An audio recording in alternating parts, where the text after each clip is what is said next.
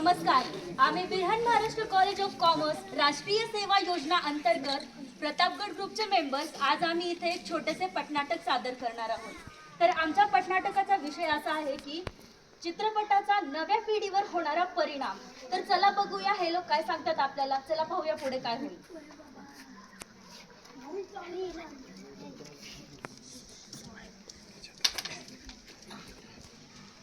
Finally guys आपण कॅम्पला आलो.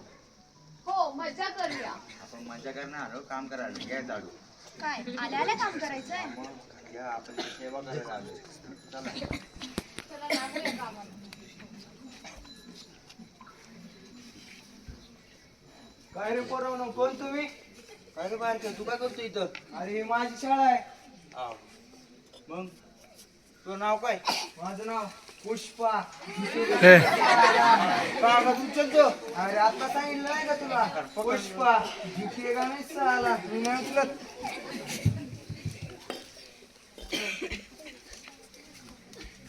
तर आपण पाहिलंच चित्रपटाचा परिणाम नव्या पिढीवर कसा होत आहे. तर असाच आणखी एक प्रसंग आपण पुढे एकदा पाहूया. चला. थँक्यू. हॅपी बर्थडे सर्व. बर्थडे भाऊ. काय आज वाढदिवस आहे? हो, हॅपी बर्थडे अथर्व. मग पार्टी कधी देतोस? भाई पार्टी तर देणारच. आपल्या भाऊचा बर्थडे विषय का मग? या की संध्याकाळी मग. त्याला लागा तयारीला.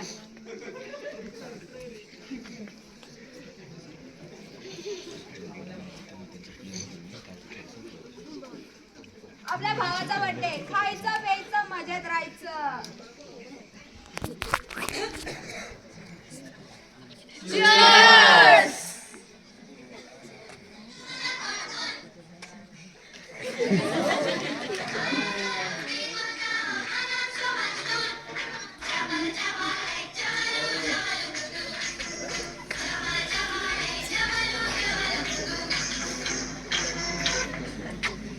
Happy birthday to me. तर आपण सर्वजण पाहिलं. आपण या दोन्ही प्रसंगातून पाहिलं चित्रपटाचा नव्या पिढीवर कसा वाईट परिणाम होत असतो. या वाईट परिणामाचा आता काही आपल्याला समजत नाही, पण थोड्या वेळानंतर आपल्याला हे वाईट परिणाम दिसून येतात. तर आपण वाईट परिणाम तर पाहिले, पण जसं की आपण नेहमीच ऐकतो प्रत्येक नाण्याचे दोन पैलू असतात. एक चांगला असतो तर दुसरा वाईटही असतो. वाईट परिणाम तर आता आपण दोन्ही प्रसंगातून पाहिलेलेच आहेत, पण चांगला परिणामही आपण पाहूया. चला मग बघूया पुढे काय होईल. काय काय तिथे काय करते आज? तुला रिझल्ट होता ना? हो, थांब बघ. हा बघ बघ लवकर बघ. काय पोरांनो काय करतात? हो, बघतीये, थांबा. काय का पोरे, आला का तुझा रिझल्ट? बघतीये, सांगितलं ना काय सारखं रिझल्ट रेट लावलाय.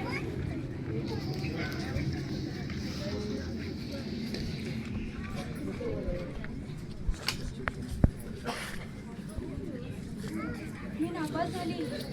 आता मी घरच्यांना काय सांगणार? माझ्या वडिलांनी माझ्या शिक्षणासाठी कष्टाने एवढे कष्टाने पैसे कमावले, तसं मी काय करणार? काय करते बरं? काय गं पोरे, काय झालं? काही नाही. अगं सांग, आपल्या आईला सांग. काय झालं? आई रिझल्ट लागला. काय झालं तुझ्या निकालाचं मग? आई मी नापास झाली. दिवसभर फोन बघितला होता, हेच होणार आहे ना? काय सारखं फोन लावले? अभ्यास करणार तुला मी कधी दिसणार नाही. पुस्तक तर कधी हातात घेत नाही. मला शिकवायला निघाली शहाणपणा स्वतःचा.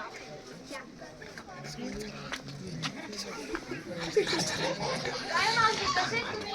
मी मजेत. आले का पोरी न तुम्ही? तुमचा निकाल होता. मग काय झालं? बघा लोकांच्या पोरी कुठे झाल्या तर माझी ती कार्टी पुस्तकाला हात सुद्धा लावत नाही बाबा. काय का सानिका, काय करतेस? रिझल्ट होता ना तुझा आज, मग काय झालं? असं कसं काय? तू तर केवढा अभ्यास केला होतास? हो, मी खूप अभ्यास केले होते, पण तरी पण मला यश नाही आलं. आता तू इतका टेन्शन घेते, सगळं खूप छान होणार आहे. तू फक्त परिश्रम करत राहा. आता मी बाहेरच्या सगळ्यांना काय सांगणार? ते काय विचार करतील माझा? बाहेरच्यांचा विचार नको करू, स्वतःचा विचार कर. चल आपण जरा बाहेर जाऊया, मग तुला छान वाटेल. आपण एका मूवीला जायचं, एक नवीन मूवी आली आहे, खूप इन्स्पायरिंग आहे, तुला खूप काम वाटतंय, जाऊया. नाही अगं प्लीज चल चल.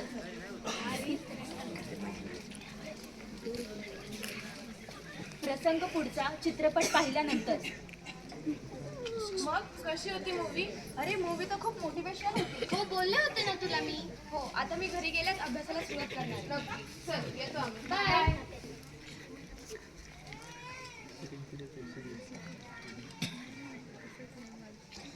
प्रसंग पुढचा काही महिन्यानंतर रिझल्टचा दिवस.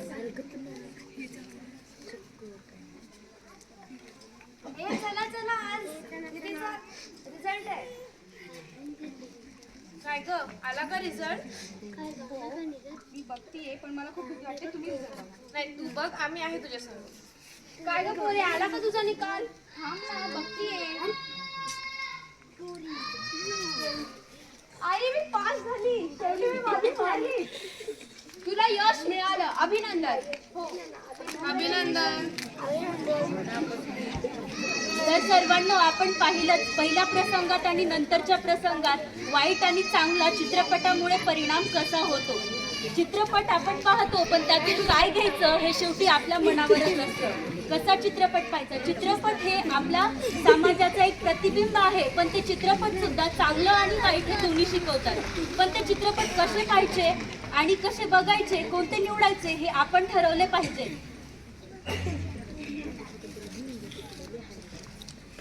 जसं की गुंजन सक्सेना.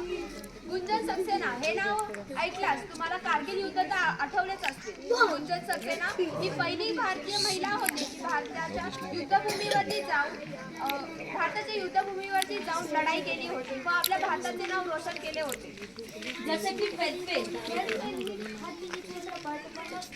IPS ऑफिसर मनोज शर्मा यांचे जीवन जीवनावर आधारित आहे.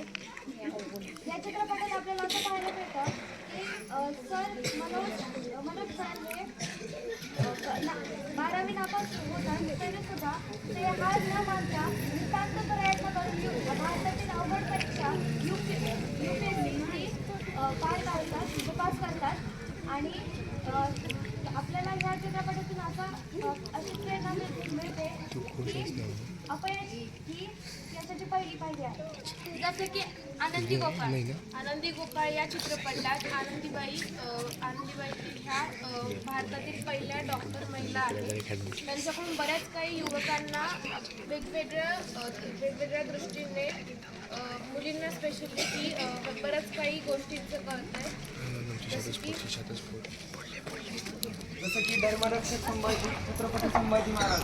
या चित्राकडून आपल्याला असं कळतं की धर्मवीर संभाजी महाराजांचं जीवन व चरित्र कसं होतं. आपण त्यांचा आदर्श घेऊन पुढे चाललं पाहिजे.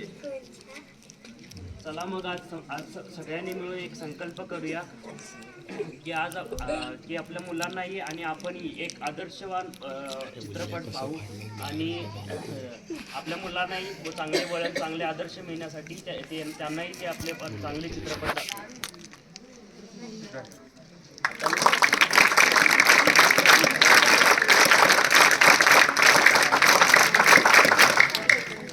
मी सगळ्यांना विनंती करतोय की आपण आपल्या स्वराज्याचे दुसरे छत्रपती संभाजी महाराज यांची एक राजमुद्रा घेतोय. त्या सर्वांना विनंती करतोय की स्तब्ध अवस्थेत राहून ह्या राजमुद्रेचा सन्मान करावा. छत्रपती शिवाजी महाराज की जय. छत्रपती संभाजी महाराज की जय. श्री शंभो शिवजातस्य मुद्रा धौरी वराजते यदंकस्य विनोलेखा वर्तते कस्य नोपरि. छत्रपती संभाजी महाराज की जय. जय भवानी. जय शिवाजी. धन्यवाद.